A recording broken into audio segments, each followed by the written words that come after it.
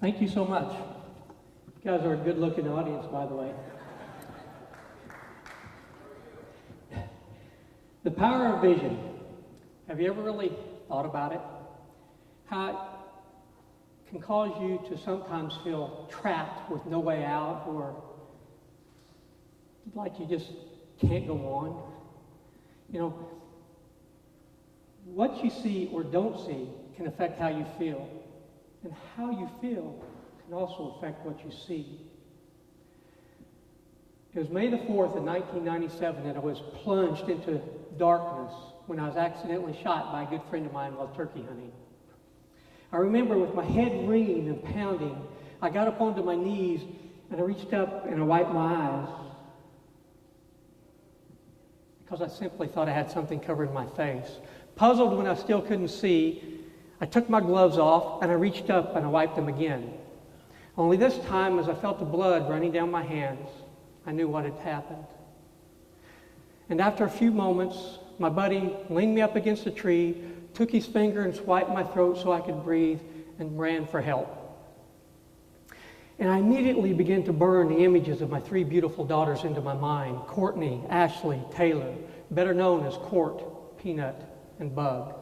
I never wanted to forget what they looked like. I ended up making a little pile of leaves that I laid down on and was able to break a piece of stem off a bush to shove down my throat so I could continue to breathe. And I knew as I was lying there just struggling to stay awake and fighting to stay alive that I had to make it, not only for those three beautiful girls, but for my buddy Tim. I couldn't imagine what he was going through or what he would do if I didn't make it. And I knew that somehow, if I made it through there, I was going to have to help him let go of what just happened, or a lifetime of friendship would be lost. Not only for him and me, but for our families, our kids, just for all of us. And thankfully it wasn't, and we're still good friends to this day. And I can say, honestly, that I have told him that he's better looking to me today than he used to be. And that I probably wouldn't have went hunting with him if he just told me it's related to Dick Cheney. But as the headaches kind of persisted and the days started going by, I was kind of unaware how foolish pride and fear and pity started sinking into my mind. And I was lying on my couch at home, fighting back these tears, once again thinking of those three beautiful girls. What do they think of me? How am I going to be daddy? How am I going to do anything? And I had the same mindset as I heard someone else when they lost their eyesight. They thought the next step they took was going to tip them off the end of the world. And I was lying there on my back with my left foot on the floor. The world, it was still there. So I knew I had to get up. So I went to the closet, took the handle out of the broom, and out the back door I went. I had no mobility training at this time, but just across the yard, hit the edge of my field, down the field I went. I sensed something out in front of me, and I reached out with that broomstick. Took a few steps into the weeds and hit my little barn. Lowered my head and wanted to cry again. I turned around and started going back across the yard, and I ran into Bug, who was 5 years old at the time. And she looked up at me and she said, "Daddy, what's wrong?" And I said, "Nothing, Bug." She said, "Yeah, there is, Daddy. What's wrong?" I said, "Well, if you got to know, I'm a little frustrated." I heard her stomp her foot, guarantee she was pointing at me. She deepened her voice and said, "Daddy, why are you frustrated?" I'm like, whoa, I'm getting called out by a 5-year-old. So I said, "Bug, if you have to know, it's because I can't get into my barn without walking through chest-high weeds and I can't see to mow them." She stood there for just a second and said, "Daddy, I'll help you." It's like, "What? I'll help you, Daddy?" I was standing there almost broken, just fighting back these tears, and my mind just started racing more with all these thoughts. You're 5 and I'm blind, there's no way. And what if you get hurt? And what if I fail? What if? I can't, I'm blind. All of a sudden I heard these words. "You can do it, Daddy. Trust me. You can do it." And I guarantee she didn't say them, but I heard them. And she didn't see me as this broken down blind guy like I did. She believed. So I stood there and I said, okay, if you got the guts, girl, take my hand and lead me to the garage. She took it around the house. We went into the garage, onto the mower. After dodging the tree and the truck and the fuel tank, she drove me straight out to that little barn. When I shut it off, I had her go back up to the house and watch. Fired it back up, had my hand on the barn, and I mowed a lap. Took that broomstick, held it against the barn, and I mowed a second, and then a third. When I shut the mower off, I could hear up the house just squealing. And I walked straight to her, and she's jumping around. She's going, "You did it, Daddy, you did it. I knew you could do it. I knew you could do it." I picked her up and gave her a big hug and said, "You're right. I love you." Instead of fighting back those tears, I had tears of hope just flowing off my face. You see, my 3 girls, they changed my vision more than the loss of my eyesight ever did. They allowed me to see the light in the darkness. They were telling me, "Get off your knees, Daddy, and stand up. Get off your knees and step. Get off your knees because you can." And then and there, I knew I was still Daddy. Before long, I was doing most of the things I used to do, only a little differently and with a little help. It started by push mowing around the outbuildings, around the pond. And I'll not forget, I was out mowing late one night, and I heard a car pull up. I was around the pond, that car pulled up, and it honked its horn. I shut the mower off, and I heard him roll the window down. And my neighbor, she said, "Lonnie," she said, "do you realize you're mowing in the dark?" I thought, here's your sign. So then I went and I got on the horses and in the boats and went horseback riding and fishing with all my buddies. Took my chainsaw, clearing the fence rows and cutting up firewood. And believe it or not, the very next year, I went hunting again with my buddy. And he was with me, my guide, when I harvested my first turkey without eyesight. Only now I have him sit right beside me so I can keep an eye on him. I started teaching my daughters how to drive out in the pasture behind the house, and then down the road we went. So keep that in mind as you're driving around Terre Haute. I got into building houses, something I didn't do before I lost my eyesight. From the ground up, framing, wiring, sheeting, and roofing. And I've been asked so many times now, for people that see me on the roof for the very first time, "Lonnie, what are you doing on a roof?" My standard answer, "I'm on a roof." Help! But since I ended up as a single father, raising my 3 girls, I didn't go to a blind rehab center until Bug graduated high school. And then I went to the VA Blind Rehab Center in Chicago, and that's where I was introduced to adaptive sports. And it was snow skiing up in Wilmot, Wisconsin on this little bunny hill where they told me to hang on to a tow rope, and when I got to the top, let go. Well, the rope goes around a pulley that's attached to a pole. The next thing I know, I face plant the pole, end up on the ground, and I sat up laughing and said, "Hey, Adaptive 101, tell the blind guy when he gets to the top." Well, that led me out to Steamboat Springs, Colorado a few months later. And as we're skiing through this little cut-through trail, I heard this clicking in front of me, and my guide told me it's someone tapping their poles together. So we tried it out on the slope in front of me, and I couldn't really hear it. So then they went and they got a whistle, and I couldn't echolocate the whistle. So they got a pipe and a bar, and it worked. So after lunch, they went and they got a cowbell. And ringing that cowbell out in front of me, literally that day, I went from skiing those flat green slopes to blue slopes to black slopes. And just a few years ago, they clocked us at just over 60 miles an hour skiing black diamonds out in Aspen. The snow skiing, and by the way, is anyone a Saturday Night Live fan? I have a fever. More cowbell. But the snow skiing led me to the Disabled American Veterans Winter Sports Clinic. And it was there that I was introduced to mountaineering, rock climbing, and kayaking. And on one of my mountaineering trips in Colorado, I met a gentleman, Aaron Hale, who lost his eyesight in Afghanistan. And after that climb, we decided to go climb Mount Kilimanjaro together, the highest peak in Africa. Just a few weeks before we were to go do that climb in Africa, Aaron developed spinal meningitis due to his injuries, leaving him not only blind, but also deaf. And the only way they could communicate with him was to spell letter by letter in his hand. And I heard him repeating them. And they said, go L-O-N-N. And when we got to that second N, he yelled my name. And I almost started to cry. But as I continued to talk to his caregiver while she sat beside him on his hospital bed, I said, tell him I'm not going to climb without him. And then I heard Aaron say, no, no, no, no. You climb it for me, you climb it for us, you climb it for all of us. In this total darkness and silence, he still had that shared vision we had. To prove the potential that's in each and every one of us, and to hearken to thought, what is beyond us if we unite for a common goal? And I knew I still had to carry out this vision. So as I boarded the plane, I knew I was going to be climbing with people I'd never met, from all walks of life, all different ages. A Navy SEAL named Oz who was climbing on behalf of a fallen comrade. Another gentleman missing a foot.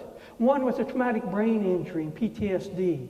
And when I got over there and I told them the story about Aaron and Eric, another gentleman, friend of mine who lost his eyesight in Iraq, I told him, I said, guys, no matter what, I've got to get to the top and get 2 little rocks, one for each of them.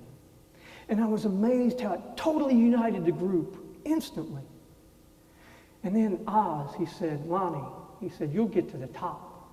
If I have to carry you, I promise you, you'll get to the top. So we started up through the jungle where they described the vast foliage, and I just wanted to hear the monkeys scream and cry. Then up through the meadows we went, and our porters were going, pole, pole, or slow, slow in Swahili. And every time I got a new guide, it was like putting a new camera lens on my mind. Up the 800-foot breakfast wall. Then we got up the next morning and they told me how the fog looked like a huge blanket covering the valleys and peaks below before it rose and engulfed us. We passed the glacier field on our left to the summit, 19,341 feet. Aaron helped lead us there. From the confines of that hospital bed, he helped lead us to the top of Africa. And as I stood there, I heard someone say, Lonnie, hold out your hand. And it really still gets to me this day. And in it they placed those 2 little rocks. And I thank Aaron. He just completed running the Boston Marathon last summer. And Eric hosts his own radio show weekly up in Fargo, North Dakota. It does hearken. What is beyond us? But not only was I doing the mountaineering, I was doing rock climbing, primarily in the gyms with a few outdoor climbs sprinkled in. And on one of my kayaking trips, I met this world-renowned climber, Timmy O'Neill. And I started telling him about a dream I had when I was stationed out in Idaho. I'd drive back and forth across eastern Wyoming, back home here in Indiana. And I could see Devil's Tower off in the distance. And I always wondered, how did people climb it, if they climbed it? And what it would feel like to be up there. You know, Devil's Tower was our nation's first national monument and was featured in Close Encounters. So Timmy, he said, okay, let's make that dream come true. And this past July, not this one, last July, we set off and to do just that. And I'll not forget, after we hiked up to the base of the climb, Timmy, he made these makeshift gloves out of tape for me because the route was a bunch of crack climbing. He knew I'd be doing hand jams. He didn't want me to destroy my hands. So after teaching me how to do a few little moves in the gear, we set off. Move by move, step by step, inch by inch. Everything I touched, I painted a picture in my mind. We went up this one chimney section where I literally had my feet on one side, my back and hands on the other. Then up a second chimney section where I almost passed out because I forgot to eat and drink, even though Timmy had been telling me to do so. But I'd been pushing so hard because he trusted me, not only to make the moves and to clear the gear or to catch him should he fall, but simply because he believed in me. He believed in me. And he believed in me so much that he let me lead the final pitch. to the top. And when I got up there, I'll not forget, I guarantee that picture that I painted had much greater detail and depth than if I'd have done it 30 years earlier. And it made me realize that you never, ever give up on a dream. And when Timmy joined me, I recalled the words of Warren Buffett. Trust is like the air that we breathe. When it's there, nobody notices. When it's not there, everybody notices. And then the kayaking. The kayaking led me to the 226 miles of the Colorado River through the Grand Canyon. And I've done it 4 times now. But the first time I did it, I'll not forget when I got in my kayak and sitting on that, I was thinking, wow, how pushy is this? And what did I get myself into? Then we drop into our first big rapid, House Rock. We're supposed to make a left to right move, but I flipped, rolled back up, got shoved over into this huge hole and this pillow wave that just swamped me. But I made it. I made it through it, and I paddled on down through the river. And then we just hyped up, and we just knew that we could do it. And then, I'll not forget, when I had, on my last year's trip, with a buddy of mine, Aaron Hale, who was missing both legs above his knees and most of both hands, and Russell Davies, who had traumatic brain injury and PTSD. They were taking me through all these hero lines, but not only that, Aaron was doing all these side canyon hikes. He was doing all these side canyon hikes across these creeks, up through these slots, over these rocks and boulders. And he's guiding me at the same time.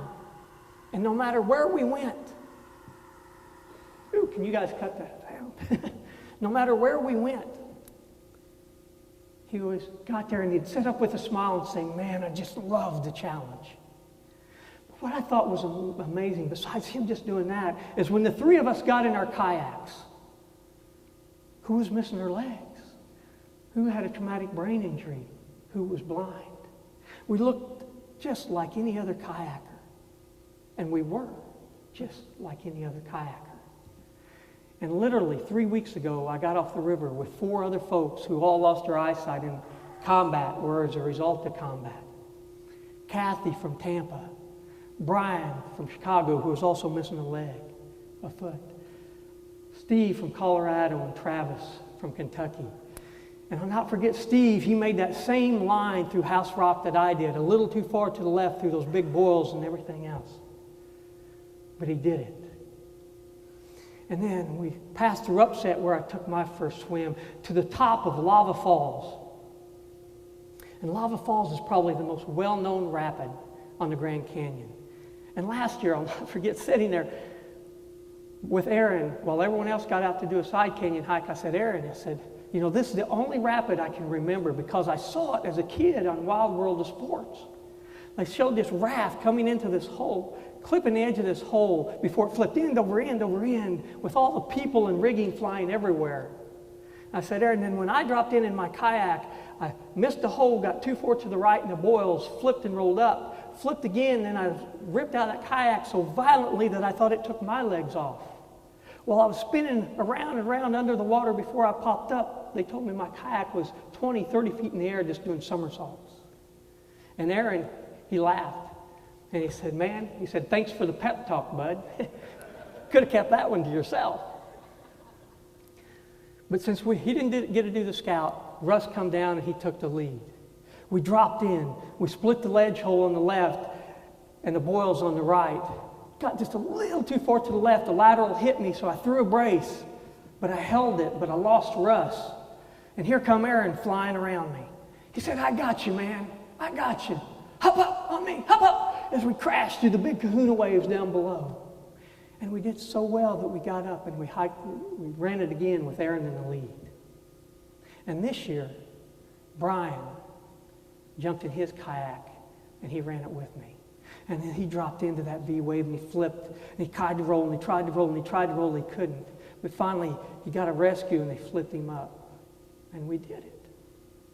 We did it.